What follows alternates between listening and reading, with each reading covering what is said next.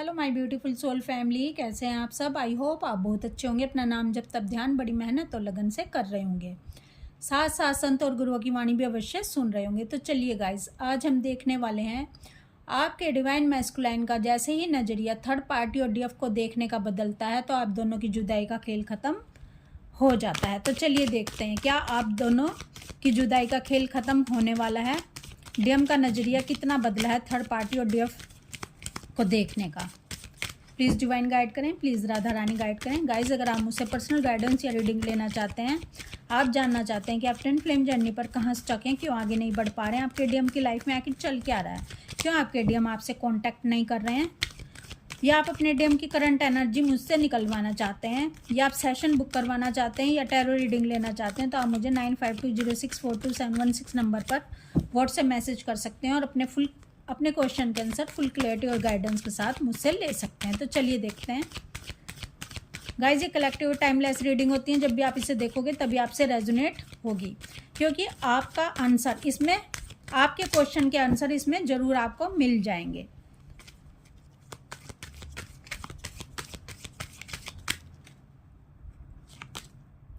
Queen of wands, the devil, 10 of swords, ace of pentacle, 5 of swords, death card, 8 of swords। देखिए guys, separation से पहले और separation के बाद जैसे डीएफ के अंदर ज़मीन आसमान का फ़र्क आ जाता है, वैसे ही आपके डीएम के अंदर भी सेपरेशन से पहले और सेपरेशन के बाद ज़मीन आसमान का अंतर आ जाता है, क्योंकि डीएम और डीएफ एक ही सोल हैं। डीएम पहले अपने डीएफ को उतनी वैल्यू, रिस्पेक्ट, केयर नहीं करते जितना ये थर्ड पार्टी की रिस्पेक्ट, केयर करते हैं, उसको वैल्यू देते हैं, उसको फर्स्ट प्रायोरिटी देते हैं। क्यों? क्योंकि अभी तक डीएम को ऐसा लगता था सेपरेशन से पहले कि डीएफ और थर्ड पार्टी में अंतर नहीं है, और जो मेरी थर्ड पार्टी या तो इनकी गर्लफ्रेंड या इनकी वाइफ या थर्ड पार्टी, या कोई सिचुएशन भी हो सकती है, थर्ड पार्टी कोई सिचुएशन भी हो सकती है। आप देख लीजिए आपकी सिचुएशन में कौन सी थर्ड पार्टी है, यानी इनकी गर्लफ्रेंड या इनकी वाइफ जो वैल्यू रखती है वो डीएफ नहीं रखती है। लेकिन आप ये बताओ कि कोई चीज़ मीठी है या कोई कड़वी है, कैसे पता चलेगा? अगर आपने मीठी चीज़ को खाया है लेकिन कड़वी को नहीं खाया है, तो आप कैसे कंपैरिजन करोगे कि किस में क्या अंतर है, किस में गुण है और किस में अवगुण है, कौन मीठा है और कौन कड़वा है?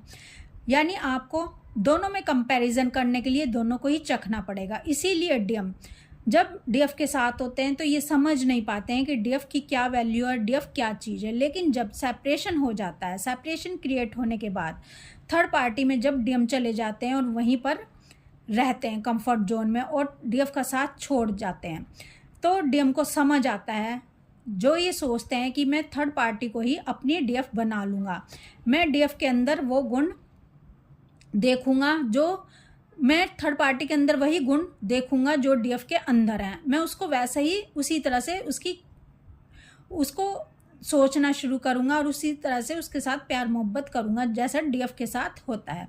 लेकिन जब डीएम थर्ड पार्टी के बीच में जाते हैं तो डीएम को समझ आता है कि थर्ड पार्टी वो बात नहीं है, वो चीज़ थर्ड पार्टी नहीं है जो डीएफ के अंदर है।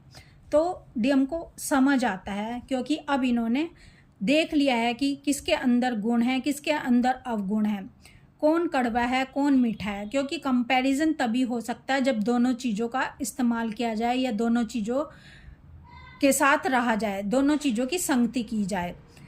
तो अब डीएम को समझ आ जाता है कि थर्ड पार्टी के पास वो पावर नहीं है जो डीएफ के पास पावर है।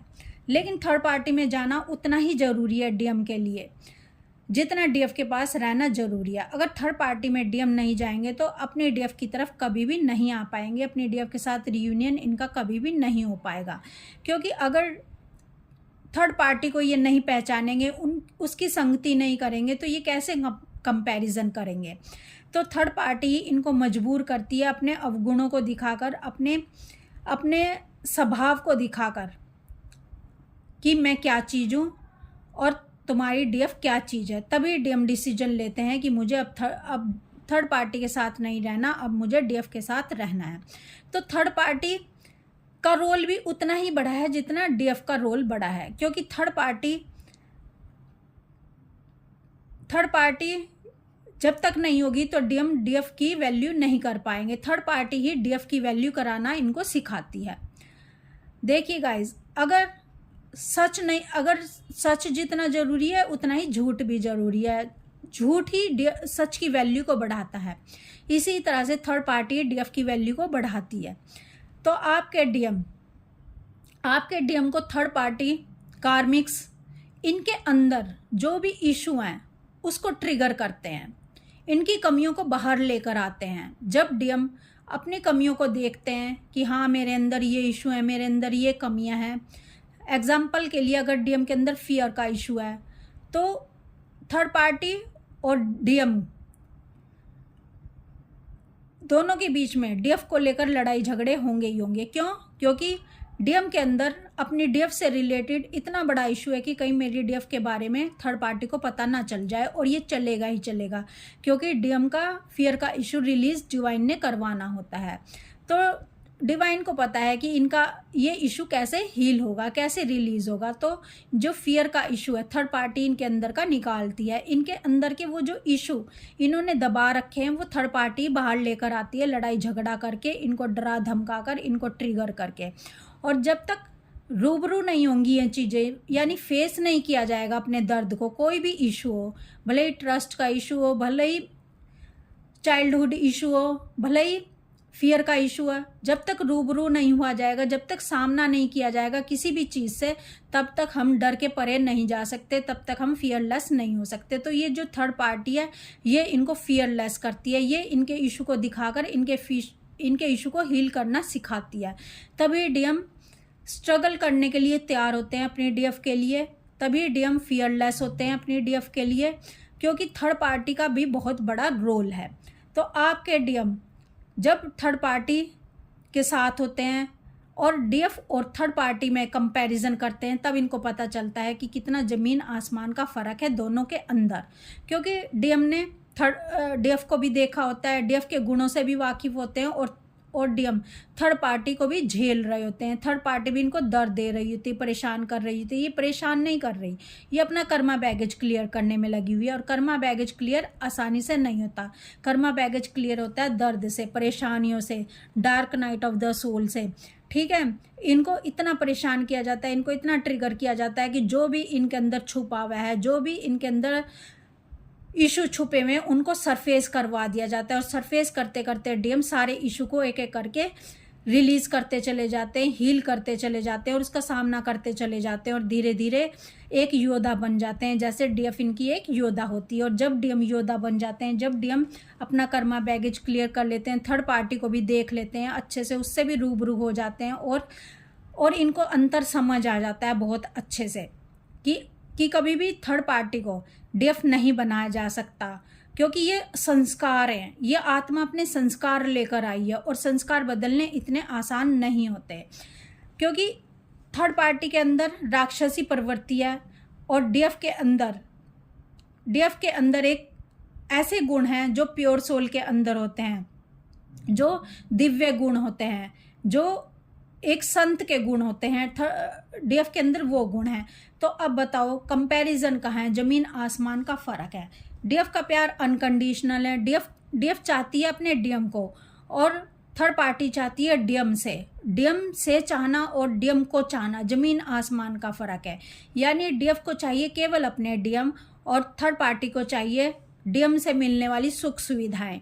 तो गाइस, जब डीएम का नज़रिया बदलता है, जब डीएम सब दर्द से गुजर जाते हैं, dark night of the soul से गुजर जाते हैं, जब डीएम सारा एक्सपीरियंस कर लेते हैं, जब डीएम अपनी शक्ति को पहचान लेते हैं, जब डीएम अवेकन होने के कगार पर आ जाते हैं, अवेकनिंग के पीक पर आ जाते हैं, जब डीएम का असेंशन बहुत हाई तरीके से हो रहा था, एक दिव्य एनर्जी में कन्वर्ट हो रहे होते हैं, एक डिवाइन एनर्जी में कन्वर्ट हो रहे होते हैं, तो डीएम का नज़रिया पूरे संसार को देखने का बदल चुका होता है। तो फिर ये डीएफ को भी देखने का इनका नज़रिया बदल जाता है। और जब डीएम के अंदर वो नज़रिया बदलता है डीएफ को देखने का, तो डीएम को समझ आ जाता है कि मुझे किस तरफ जाना है, क्योंकि जैसे जैसे इनका नज़रिया बदलता है तो ये खुद भी डीएफ की तरह बनते चले जाते हैं। अब डीएम के अंदर डीएफ एनर्जी एक्टिव हो जाती है, और जब डीएम के अंदर डीएफ एनर्जी एक्टिव हो जाती है तो ये कंट्रोल करना छोड़ देते हैं अपनी डीएफ को। अब ये अपनी डीएफ के करीब रहना चाहते हैं, क्योंकि जब किसी का रंग हम पर चढ़ जाता है, हमारे अंदर वही गुण आ जाते हैं जो जिस पर हमारा रंग चढ़ा होता है। यानी डीएफ का रंग जब डीएम पर चढ़ना शुरू हो जाता है तो उसी का साथ हम पकड़ने की कोशिश करते हैं, ठीक है, जिसका रंग हम पर चढ़ा होता है। जैसे अगर किसी के ऊपर बुरी आदतों का रंग चढ़ गया है तो वो उन्हीं लोगों को ढूंढ लेगा जैसी आदतें उससे मैच खाएंगी। अब डीएफ जैसी एनर्जी में आ जाते हैं तो डीएम को सिर्फ डीएफ की एनर्जी ही अच्छी लगती है, डीएफ का साथ ही अच्छा लगता है, डीएफ का संग ही अच्छा लगता है, क्योंकि इनका जो प्रेम है वो भी अनकंडीशनल लव होता है। और अनकंडीशनल लव में जब डीएम आ जाते हैं तो डीएफ की तरह ही बिहेव करना शुरू कर देते हैं। अब इनको डीएफ ही चाहिए होती है। अब जुदाई का खेल इन दोनों के बीच में ख़त्म होना स्टार्ट हो जाता है, क्योंकि दोनों सेम पेज पर आ जाते हैं, दोनों की सोच एक जैसी हो जाती है। और डीएम हो या कोई भी इंसान दुनिया में हो, जब तक वो एक्सपीरियंस, वो तजुर्बा, वो अनुभव नहीं कर लेगा, ठीक है, जैसा डीएफ चाहती है या जैसा डिवाइन चाहते हैं, क्योंकि तजुर्बा ही असली खेल होता है। भले ही बाहर से हम कितना भी लिख पढ़ लें, समझा दें किसी बात को, तब तक वो चीज़ें समझ नहीं आएंगी जब तक हम उस चीज़ को एक्सपीरियंस नहीं करेंगे, क्योंकि एक्सपीरियंस के बिना कोई भी लेसन लर्न नहीं किया जा सकता। तो आपके डीएम अब लेसन लर्न कर चुके हैं कि इनको किस तरफ जाना है और ये एक्चुअल में है क्या, ये है क्या। और ये भी डीएफ की आधी सोल है, और ये ट्विन फ्लेम है। तो ट्विन फ्लेम की तरफ ही अट्रैक्ट होता है। तो आपके डीएम अब आपकी तरफ अट्रैक्ट हो रहे हैं, ठीक है, ना कि ऐसे लोगों की तरफ, थर्ड पार्टी की तरफ, ना कि ऐसे लोगों की तरफ जो कि इनसे मैच नहीं होते, जो कि राक्षसी प्रवृत्ति के हैं, जो कि तमोगुण हैं, ठीक है। सच्चाई वाले इंसान को ही पसंद करता है, ठीक है। तो ऐसी आपके डीएम का नज़रिया अब पूरी तरह से दुनिया को आपको देखने का बदल चुका है, और आप दोनों के जो बीच में सेपरेशन था वो अब ख़त्म होने वाला है। अब जुदाई का खेल आप दोनों का ख़त्म हुआ समझो।